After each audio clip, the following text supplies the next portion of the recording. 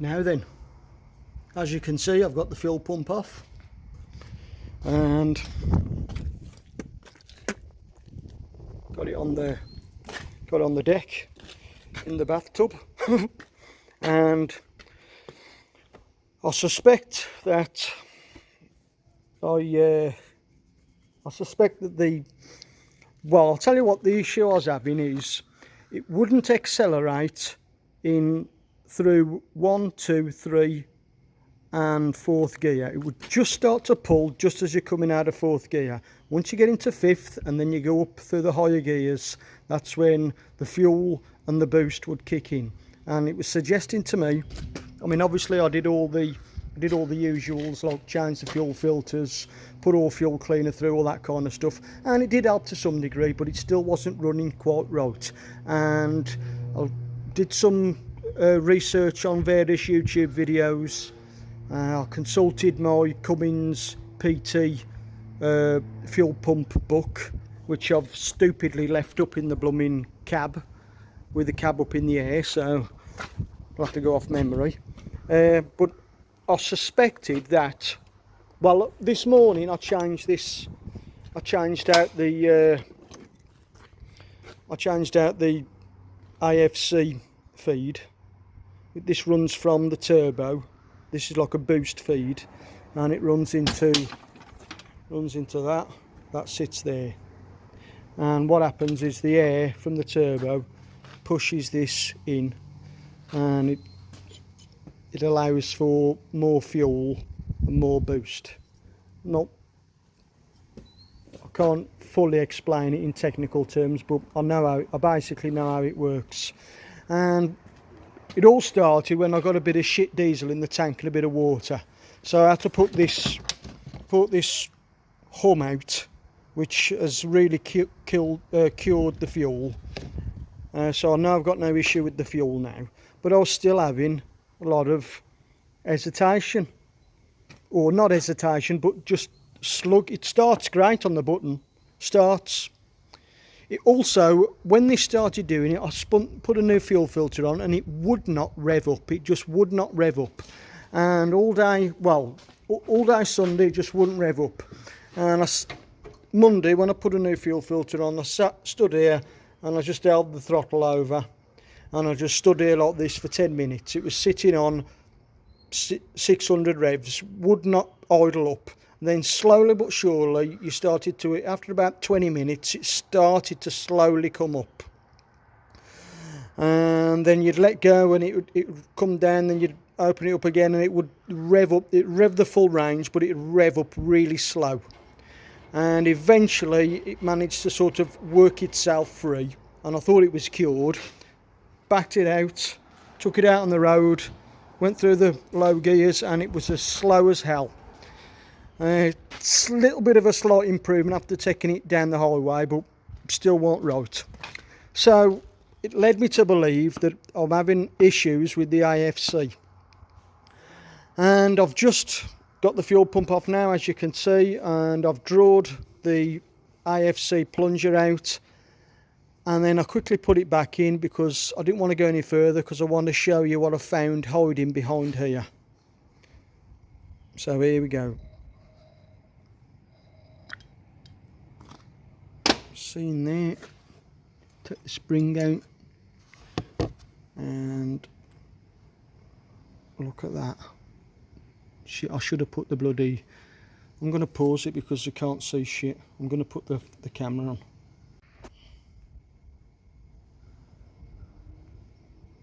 Well, I've got the flash on now, so it's still difficult to see on camera, but I can see a massive load of sludge there. And that, yeah, look, that was exactly what was in the fuel filter when I had the biocide. So all this shit has got trapped in there. So now what I've got to do now is flush all that crap out. Because what's happening is it's stopping the plunger from pushing in. And what I might do,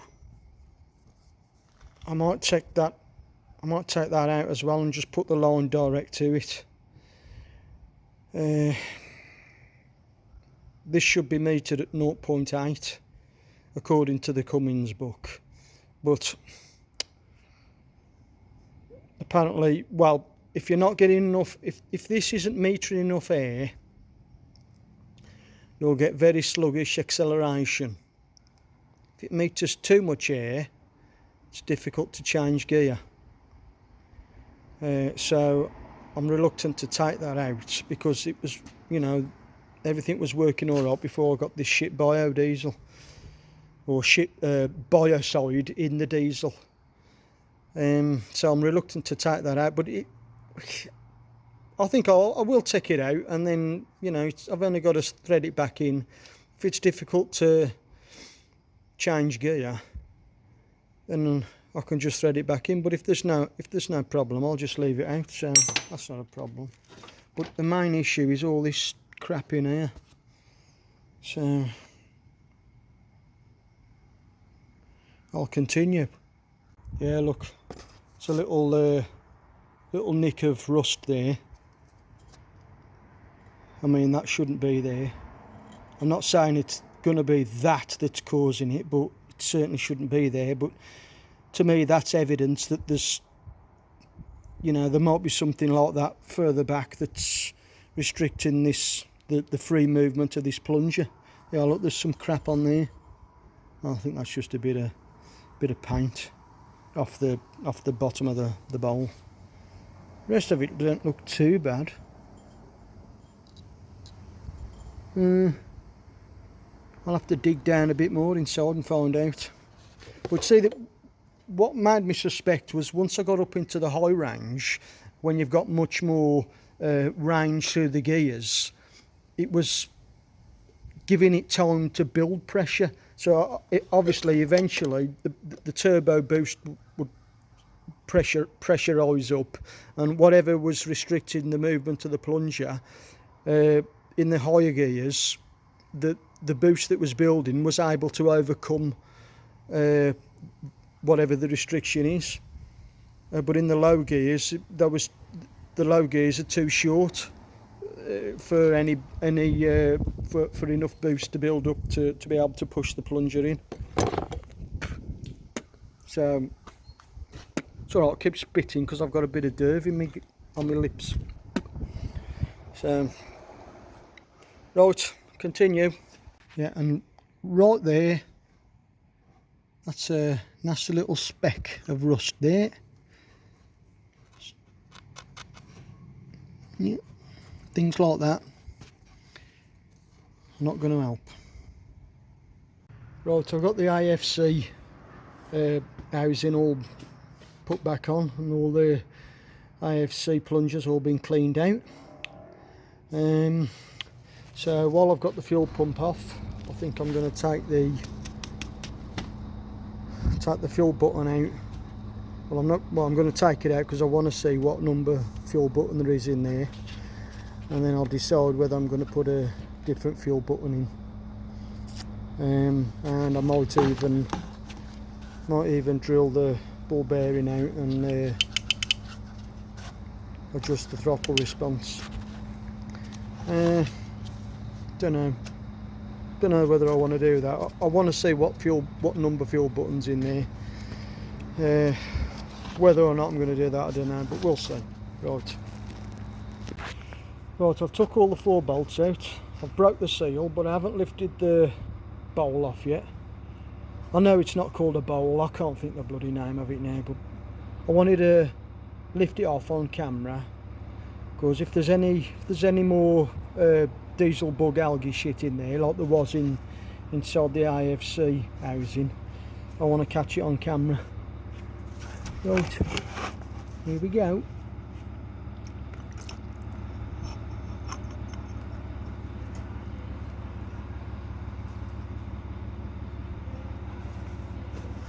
Yeah, there's a lot of black oil now. So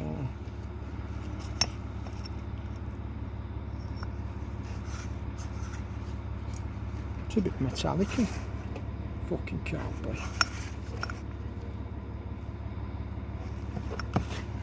Don't know. Right, so I'm going to have to put the camera down while I take the snap ring out. Well, I've lifted it out, and I've got quite a stiff spring, and it looked like blue paint on it. I can't see where it's bloody gone now. It looked like blue paint. I wiped it and I'm like, pissing wiped it on there. I think just about see it there. It looks blue paint. But I have got with me, I've got a spring from an L10, a 275 L10. I've had it years. That's the L10. That's the one I've just took out. There's way more stiffness than that one. That's soft, so that won't be going in. But the button, hey, right, it's alright. Me Indian trucker buddy come over, started talking to me. He calls me Prime Minister Richard. Anyway, yeah, number 27. I was surprised. So while I'm here, I might as well put a lower number in. All depends on what numbers we got. So I'll have a little walk down.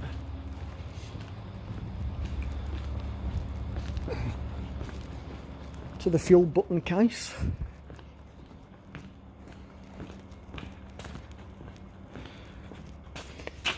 Nice hydraulic, pneumatic air assist ram there.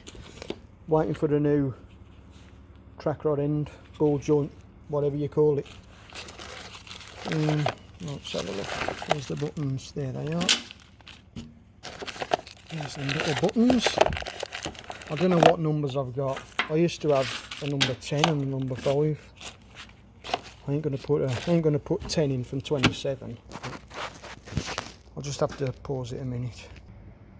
Right, so I've got an in 10. Well, that's too small.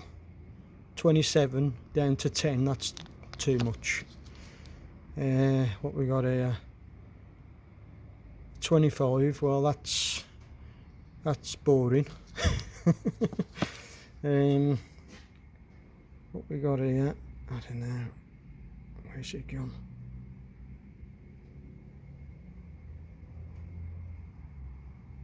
$22. Well, that's coming down 5 numbers, so possibly. What we got here? 17. That's coming down 10. That's too much. What we got here? Number 5. Fuck off. Fucking melt the fucking engine. 10 now. That's too much. Well, it's either 22. Oh, sorry, it's either 25, which would bring me down 2 numbers, which you would feel a little. You'd feel a difference with that. Or we come down 5, and we feel a big difference. See the. Is that it there? Which one was it then? Oh, that's the 25. So you can hardly tell the blooming difference. It's a bit rusty, that one is. You can hardly tell the difference. There's a bit of rust there. Look into the depth there, innit?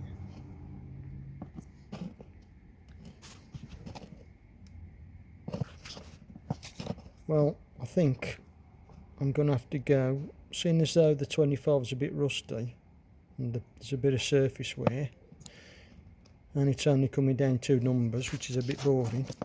I think I'm going to go with the number 22, which will bring me down a noticeable difference, but still a safe. Coming down 5 will make a noticeable difference, but still a safe difference. So, yeah. 22 it is. Right, when I rev it up, you rev it up, right, and then the revs come down.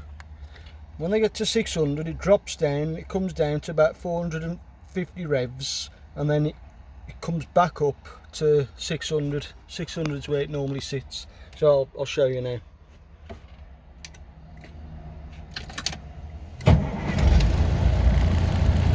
Well, here we go.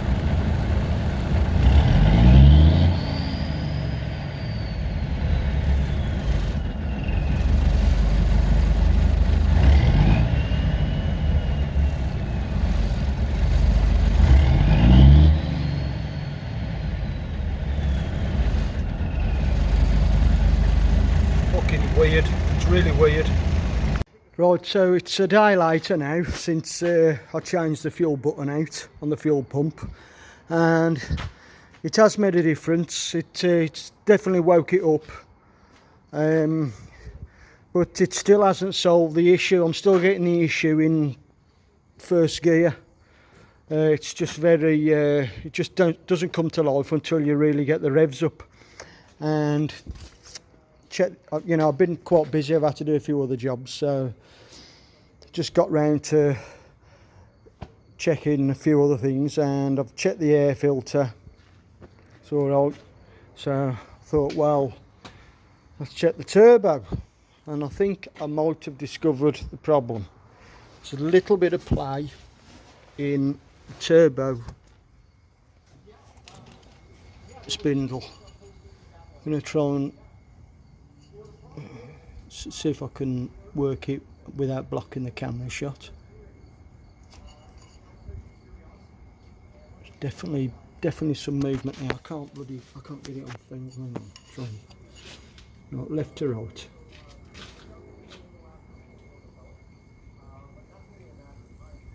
Up and down. Up, down. Yeah, it's about a 6. I can definitely feel it, like a click of movement. I can't hold the camera still to show that there's play in it, but there is definitely some play. That might be the issue, because the weird thing is it's only doing it at low rev. Once the revs get up and the power comes up, it kicks in all right then. But yeah. Yeah, look at that.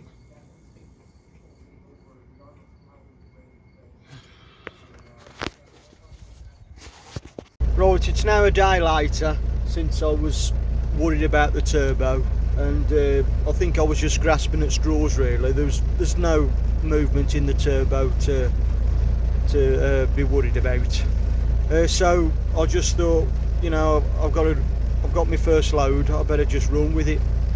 So I switched my auxiliary tank off, and I just ran the tank on the driver's side, and I put a strong dose of additive in there and fuel cleaner, and I drove 400 mile at 2100 RPM, and parked up this morning. I've still got full on my dipsticks, full oils at the full mark, and it's still clean oil. My coolant is still the same level. And I started up this morning. It started fine on the button. It revs up now on the throttle. It revs up sharp. I'll show you. And when I do rev it, there's a lovely healthy burst of black smoke, which I'll just film that as well. Yep.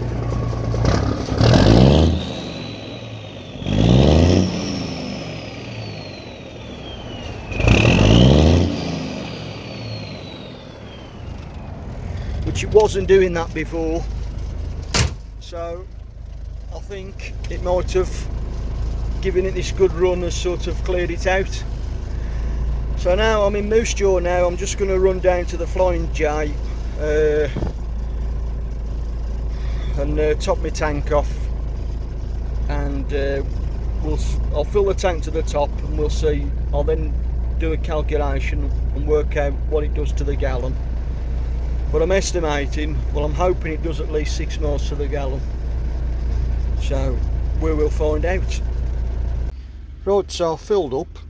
I topped my tanks off at 321 litres, and I've did a little basic mathematical analysis, and 321 litres times it by 0.22, that gives you your imperial gallons, which is 4.5 litres to the gallon, not US gallon. Then you just simply take your mileage, 402, divide it by 68.64, and it comes out at 5.8 miles to the gallon. and that's close enough to 6 miles to the gallon. That's what I was expecting it to do, and to be quite honest, considering I was running at 2100 revs and it was getting me about 68-70 miles per hour, and I did that for 400 mile, it's not a bad result. So happy days. God bless Johnny Cash. Ta-da. Right, I've got 300 miles now till I get to Tabor, and I'm gonna pace myself, and I'm gonna keep it on 1800 revs, which is about 58 miles. Yeah, it's about 58 miles per hour. Speedometer says 60, but it's doing about 58. 1800 revs, and then when I get to Tabor, I'll top the tank off again, and I'll see if I can do an improvement on 4.8 miles per gallon.